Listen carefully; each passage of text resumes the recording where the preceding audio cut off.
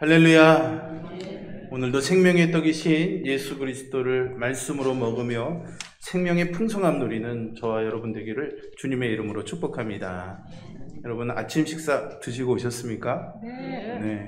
드시는 분도 있고 안 드시는 분도 있는 것 같습니다. 저도 아침마다 그래도 밥은 잘 얻어먹는 편입니다. 예.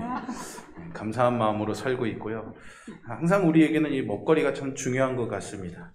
제가 자주 가지는 않지만 병원이나 한의원에 이렇게 진료를 보고 나면 항상 선생님들이 뭐는 드시지 마시고요, 뭐는 드십시오, 뭐 이런 것들이 좀 꽤 있습니다. 저마다 먹어야 할 것이 있다라는 거겠죠. 그러고 생각해 보니까 모든 자연의 만물들이 저마다의 먹거리들이 다 있는 것 같습니다. 꽃은 하늘로부터 쏟아져 오는 햇빛을 먹으며 살아가지요. 지렁이는 땅속에서 흙을 먹으며 살아갑니다. 돼지는 돼지의 먹거리로, 소는 또 여물을 먹으면서 이렇게 먹고 살아가게 되죠. 물에 사는 것이든 공중에 있는 것이든 저마다의 먹거리를 먹고 사는 것을 보고 또 저마다의 모양을 갖춰가는 것을 보면은요, 의학의 아버지라고 불려지는 히포크라테스가 우리가 먹는 것이 곧 우리 자신이 된다라고 했던 그 말을 떠올리게 합니다. 인간이라면 정말로 우리가 먹어야 할 것이 무엇인지도 잘 모른 채 짐승이 먹어야 할 것을 먹고 제 욕망을 채우려고 욕심을 내다 보면은 인간의 탈을 뒤집어 쓰고는 있지만 마치 짐승과도 같은 그런 기형적인 괴물들이 만들어지는 경우들을 우리가 종종 보게 됩니다. 정말 이게 사람이 할 짓이냐라고 싶을 만큼 인면수심의 일들이 우리의 주변에서도 여전히 많이 일어나고 있다는 것이 이것을 증명하죠. 인간이 무엇을 먹고 인간이 되어 가는지를 우리가 질문하지 않을 수 없는 이유라고 생각합니다. 물론 모든 존재들은요, 다 먹어야 살 수 있습니다. 이것은 무엇을 의미하냐면요, 반드시 우리가 외부로부터 주어지는 것에 의지하면서 살 수밖에 없다라는 존재입니다. 아무것도 먹지 않고 내 안에서 생기는 무한한 에너지로 살아갈 수 있는 사람은 없습니다. 밖으로부터 주어지는 것이 없으면은 얼마간은 버틸 수는 있겠지만 모두가 다 그 생명이 끊어질 수밖에 없는 거죠. 결국에는요, 무엇을 먹는가라는 이 질문은요, 무엇에 스스로의 생명을 의지하고 있는가라는 질문으로 이어질 수 있을 것입니다. 지금껏 우리는 무엇을 먹고 또 무엇에 우리의 생명을 의탁하면서 살아온 걸까요? 지난주에 저는 여러분들과 예수님이 우리의 생명의 떡이시라고 오병이어에 5,000명이 먹고 12광주리가 남는 풍성한 기적이 있었지만 우리에게 주시는 주님의 오병이어, 그것으로도 족하지 않느냐. 그래서 우리가 바라봐야 될 것은 그 많은 것을 주시는 양의 내용이 아니라 그것을 주시는 주님의 능력을 바라봐야 된다. 주님께 우리의 생명을 의지하며 사는 존재가 되어야 된다라는 말씀을 나누었습니다. 오늘 말씀은 그 지난주의 말씀에 이어지는데요, 오늘 본문의 말씀을 들여다보면 예수님과 사람들 사이에 대화를 나눕니다. 근데 이 대화 속에서 알 듯 모를 듯한 묘한 긴장감이 배어 있다는 것을 보게 됩니다. 오병이어의 표적 이후에요, 사람들이 이분이라면 우리의 먹을거리를 해결해 주겠다라는 생각을 했는지 그분을, 예수님을 임금으로 삼으려고 하죠. 그런데 주님은 그들을 피해서 갈릴리를 건너가셔서 가버나움이라는 곳에 이르게 됩니다. 그런데 거기까지 사람들이 찾아오게 되죠. 그들이 한참 찾아다니던 오병이어의 기적의 주인공을 찾았다는 반가움이 그들의 얼굴에는 아주 역력한데요, 정작 그들을 맞이하는 주님의 얼굴은 그만큼 밝아 보이지가 않습니다. 오늘 본문의 26절에 보시면 너희가 나를 찾은 것은 표적을 본 까닭이 아니요 떡을 먹고 배부른 까닭이다 라고 그렇게 말씀하시죠. 오병이어의 기적을 체험하고 기적을 베푸시는 그 예수님보다는 그 손에서 나오는 먹을 것만 찾는, 그러니까 연불보다는 잿밥에 욕심을 내는 그 사람들의 모습에 주님의 마음이 탐탁치가 않았던 겁니다. 그렇게 주님께서 그들의 마음의 동기가 불순하다라고 책망하시는 모습이기는 하지만 생각해보면요, 정작 그들에게 먹을거리를 준 분은 바로 예수님 자신이었습니다. 아마도 한번 먹여줬으면 됐지 계속 나한테 붙어먹고 살려느냐, 내 힘으로 좀 일어서 보려고 노력하지 않는다라고 핀잔하시는 그런 모습은 아닐까 싶기도 합니다. 아니면 이제까지는 안타까워 보였던 그들이 이제 더 이상 그렇게 보이지 않는 것이었을까요? 도대체 떡을 줄 수 있는 분에게 떡을 구한다는 것이 뭐가 문제가 되는 것일까요? 사실 배고픈 이들이 떡을 찾는 것은 잘못된 것이 아니겠죠. 문제는요, 그들이 예수님이 정말로 가르쳐주고 보여주고 싶어하는 그 표적을 보지 못했다는 데 있습니다. 정작 보아야 할 것은 보지 못하고 엉뚱한 것만 찾고 있으니 답답하셨던 거죠. 여기서 주님의 표적이 중요합니다. 요한복음은 예전에도 제가 여러분들과 말씀을 나누었는데 7가지 표적이 있습니다. 그 표적은 언제나 주님을 향하고 있는데요. 이 표적은 헬라어로 세메이온이라는 단어를 쓰고 있습니다. 그리고 이 표적은, 즉 세메이온은 무엇인가를 향하고 바라볼 수 있도록 하고 돕는 것이 목적이라고 할 수 있습니다. 여러분, 길을 가다 보시면 이정표가 있지 않습니까? 이정표의 목적은 어디로 가야 목적지로 갈 수 있는지를 알려주는 겁니다. 아름답게 디자인하고 예쁜 모양으로 눈에 잘 보이는 디자인을 하는 것은 중요한 문제지만 예쁜 디자인을 하는 것이 중요한 것이 아니라 목적지를 잘 찾아갈 수 있도록 도와주는 것이 이정표의 목적이죠. 표적도 아마 그런 것이 아닐까 싶습니다. 자, 여러분, 제 손이 향하는 저곳을 한번 봐주시겠습니까? 저쪽을 한번 보시라고요. 저만 보지 말고. 네.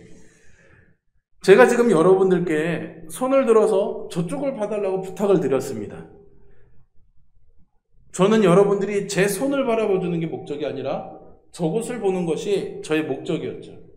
그러니 여러분들은 처음에는 어느 방향인지 모르니까 제 손이 향하는 방향을 보기 위해서 제 손을 먼저 보아야만 하지만 결국에는 우리의 시선이 향해야 되는 것은 그 손이 가리키는 저곳이어야 되는 거겠죠.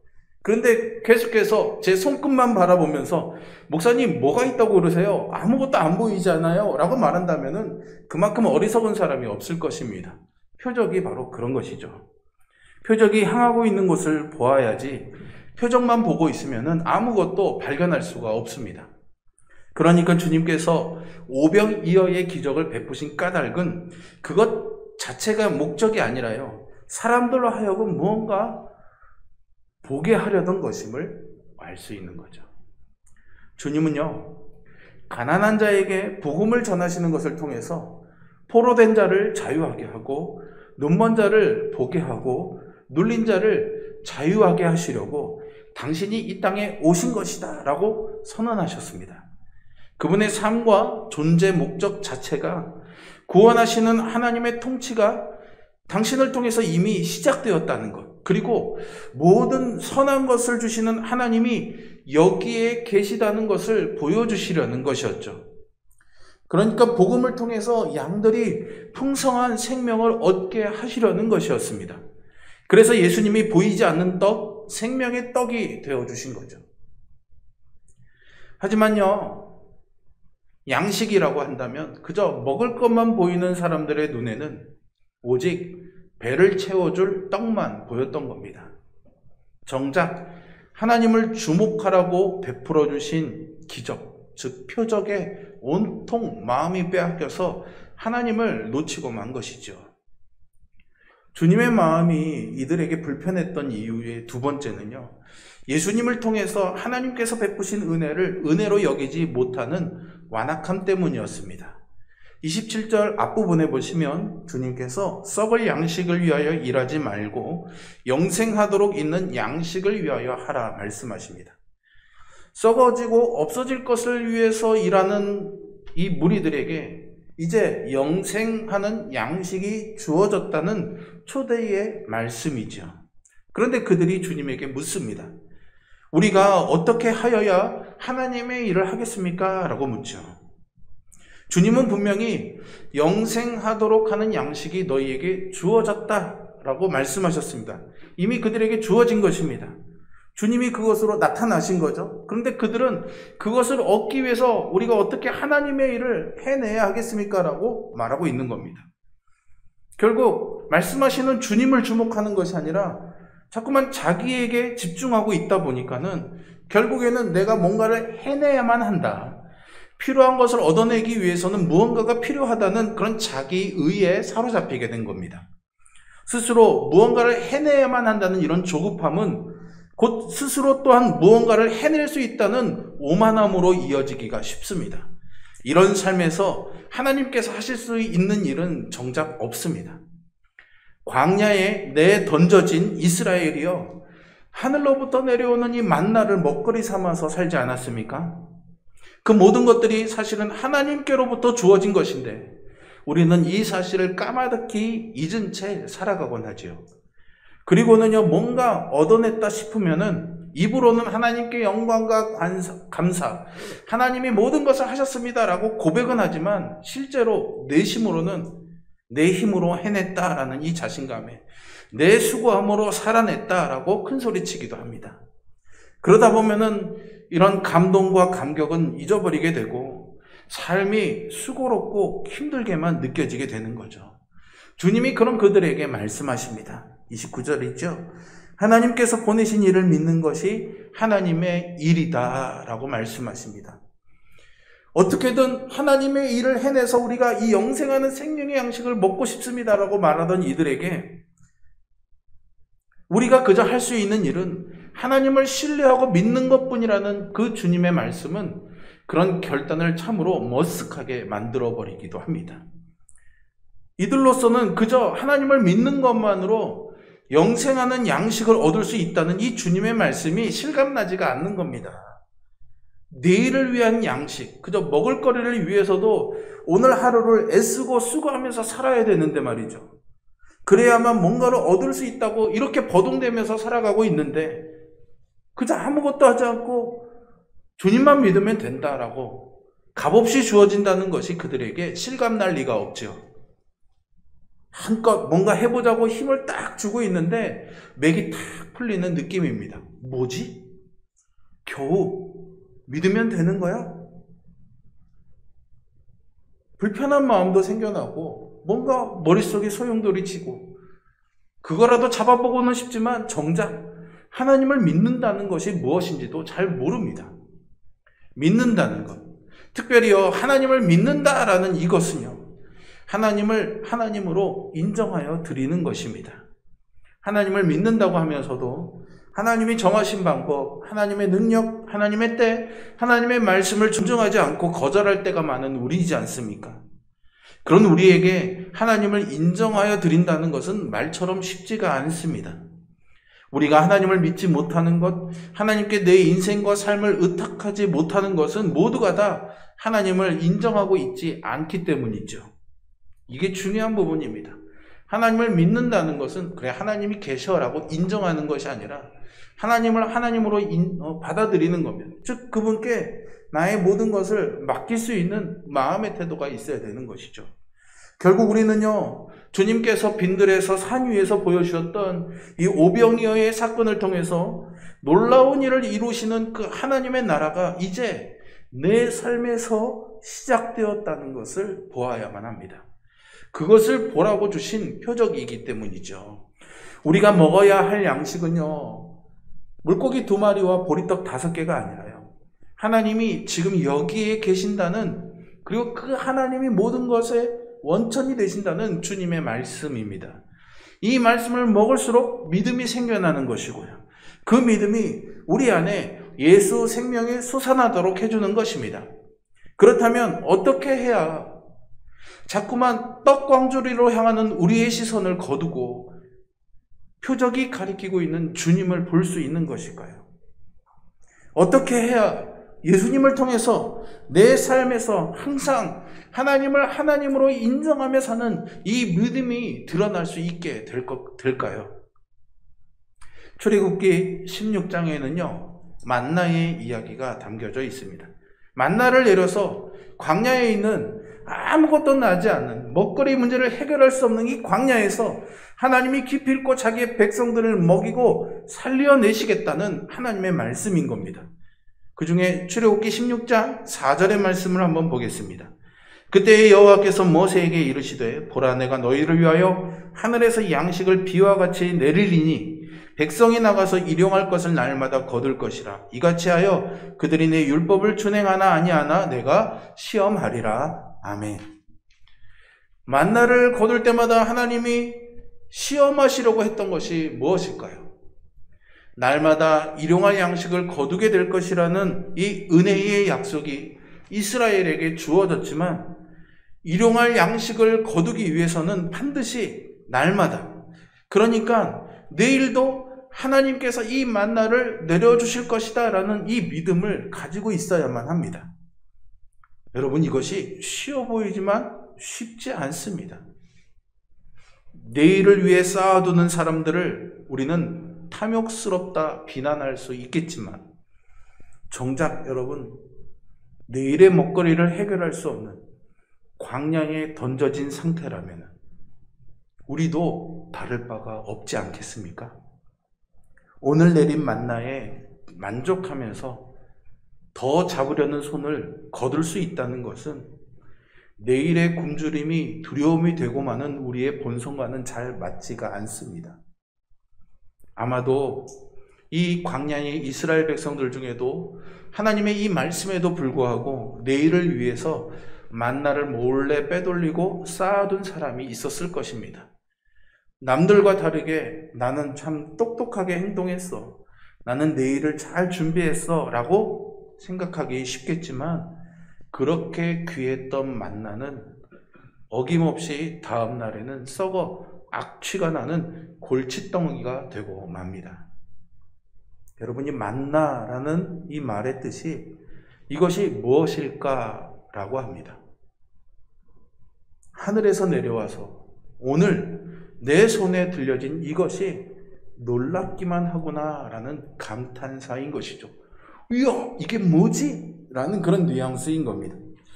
무엇인지는 모르겠지만 오늘도 척박한 광야에서 생명을 이어주는 이 만나가 그렇게 고맙고 특별할 수가 없는 거죠. 단 유효기간이 오늘뿐입니다. 유효기간이 오늘뿐이라는 이 사실이 우리에게는 사뭇 불안할 수도 있겠지만, 가만히 생각해보면 그런 이유 때문에 매일 아침이 놀라움으로 가득 찰 수 있겠다 싶습니다. 내일 또 내려올까? 불안하고 걱정이 되는데 아침이 되니 가득해 있다면 그것이야말로 경이로운 일이 아니고 무엇이겠습니까?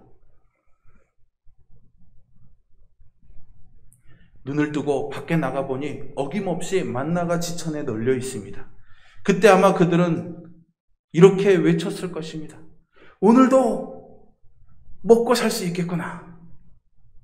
만나는요, 하나님이 우리에게 허락하신 오늘이기도 하고요, 지금 여기이기도 합니다. 그동안 우리에게 오늘은 어떤 의미였을까요?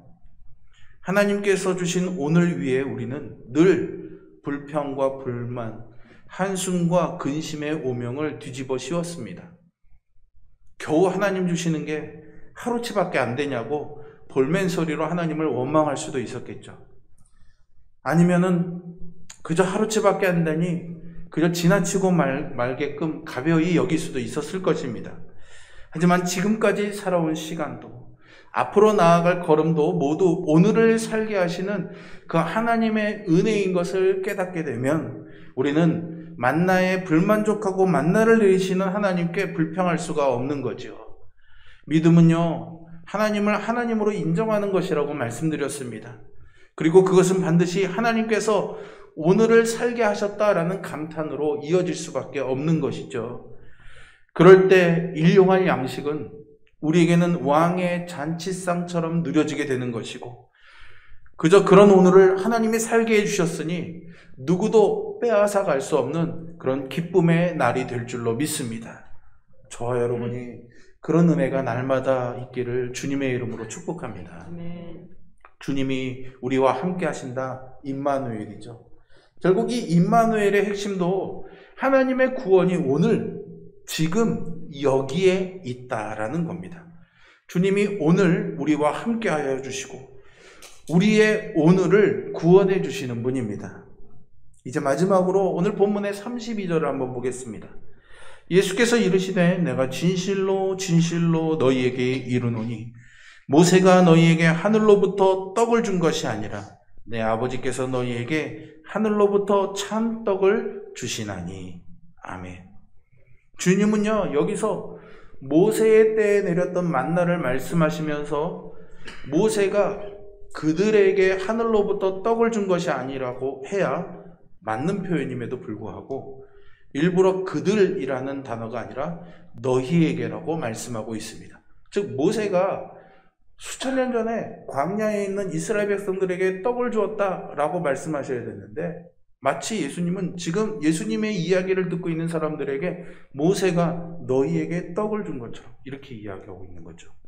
오늘을 살고 있는 사람들을 만나를 베푸시는 하나님의 은혜 안으로 생명의 떡이 되시는 당신의 말씀 안으로 초대하시기 위한 예수님의 지혜로운 말입니다. 그 만나가 예전에 광야에서만 있었던 것이 아니라 지금 너희 앞에 너희가 보는 예수 그리스도를 통해서 지금 여기에 너희에게 와 있다라고 말씀하시는 거죠. 모세의 때에 하늘에 내렸던 만나도 광야 빈들에 주님이 먹여주셨던 오병이어도 모두 오늘을 구원하고 살려내시는 하나님을 믿으라는 표적이라는 겁니다. 어제는 지나갔고요. 내일은 오지 않습니다. 제 아무리 그런 상황에서 우리가 많은 것을 소유한다고 해도 우리는 그저 오늘을 살아갈 뿐입니다. 돈이 더 많다고 내일을 미리 살 수 있는 사람은 없습니다. 아무리 강력한 힘을 갖고 있다고 해도 지나간 어제를 오늘로 살 수 있는 사람은 없습니다. 우리는 그냥 오늘을 오늘로 살아갈 뿐이죠. 그 안에는 우리의 종말도 담겨져 있습니다. 우리는 오늘이 끝이라는 종말을 경험하면서 살아가고 있는 거죠. 그것이 더 부족할 것도 더 넘칠 것도 없는 복된 날로 우리의 오늘을 구원하는 길입니다. 사실 그런데 우리는요, 뭔가 비어 있으면 견디지를 못합니다. 무엇이라도 채워놔야 두려움에서 벗어날 수가 있는 거죠. 자꾸만 채우고 싶고 내 것으로 만들고 싶은 탐욕이 그래서 스멀스멀 올라오는 겁니다. 문제는요, 정작 무엇을 채워야 할지는 모른다라는 사실입니다. 그러다 보니까요, 이것저것 많이 집게 됩니다. 뷔페에 가시면 엄청나게 많은 음식 종류가 있잖아요. 사실 다 먹을 수 있는 것도 아닌데도 괜히 비싼 돈 들이고 들어와서 이 많은 음식 다 못 먹어보면 손해보는 것 같으니까 먹지 못할 음식도 제 접시에 마구마구 담아 쌓아 올리고 결국은 남기지 않습니까? 그러는 것처럼 우리의 인생을 누구는 명품으로, 돈으로, 명예로, 권력으로, 사람들의 칭찬과 인정으로 채우려고 하죠. 신앙적인 면에서도 마찬가지입니다. 뭔가 부르짖어도 헛헛한 그 마음을 채우기 위해서 종교적인 열광주의에 빠지기도 하죠. 하지만 그런 것들로 채워질 수 있는 것이 아니라는 것을 우리는 잘 알지 않습니까? 사람이 먹어야 할 진짜 음식이 아니니 당연한 결과이겠죠. 그런데요, 두려움에 내몰려서 자꾸만 이런 것에 사로잡히게 되면은 우리는 하늘로부터 내려오는 생명의 떡으로부터 멀어질 수밖에 없는 겁니다.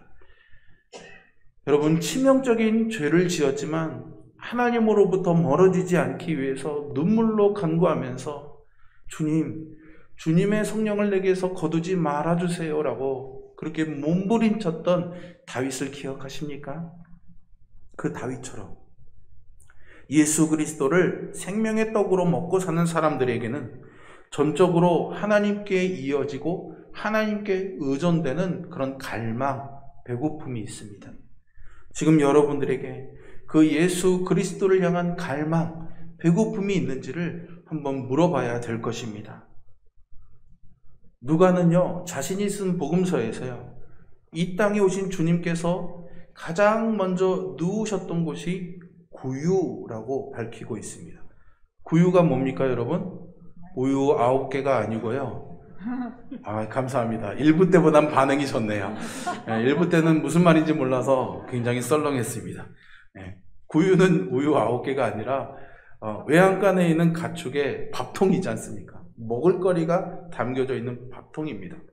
주님이 왜 구유에 누우셨을까요? 그저 우연일까요? 탕자의 비유에 나오는 둘째 아들이 그저 돼지가 먹는 쥐엄나무 열매나 먹어야 살 수 있었던 그 모습이 우리의 모습이지 않습니까? 그런 우리를 참된 사람으로 만드시기 위해서 하나님이 이 땅에 오셨습니다. 그리고 나는 너희의 먹거리다. 너희의 그 배고픔을 채워주리가 바로 나다 말씀하시기 위해 외양간 짐승의 먹거리가 담기는 구유에 누우셨던 것은 아닐까요? 그리고요, 교회는 2000년의 역사 가운데서 예수님이 바로 이 생명의 떡이시라는 이 사실, 그를 먹으면 배고프지 않고 목마르지 않는다는 이 사실에 목숨 걸어 왔다는 사실을 우리는 잊지 말아야 할 것입니다. 여러분, 주님이 오늘 여러분들에게 선물 같은 하루를 주십니다. 그리고 그 오늘을 살아내는 것이야말로 하나님을 하나님으로 인정하며 드리는 하나님의 일을 하며 사는 것이고요, 예수 그리스도를 생명의 떡으로 먹고 사는 것이라는 것을 잊지 마시기를 바랍니다. 하나님은 그렇게 주님과 연결된 오늘을 살아가는 이들을 그리스도의 장성한 분량에 이르기까지 자라게 하실 것입니다. 우리의 오늘을 구원하시고 살게 하시는 하나님이 지금 여기에 여러분과 함께 하고 계십니다.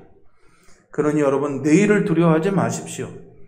일용할 오늘에 감사하며 사십시오. 오늘 주어진 것으로 충분합니다. 내일의 것은 내일에게 맡기면 되는 겁니다. 그 내일은 내일을 주관하시는 하나님의 몫이니 말이죠. 그렇게 살라고 예수님이 여러분들에게 표적을 보여주셨습니다. 표적에 매여서 표적이 가리키는 것을 잊어버리고 사는 어리석은 자가 되지 마시고 주님을 바라보면서 하나님이 여러분들의 오늘을 넉넉히 지켜내시고 채워주실 것을 믿으면서 오늘의 은혜로 살아가는 우리 모두가 되기를 주님의 이름으로 축복합니다. 기도하겠습니다.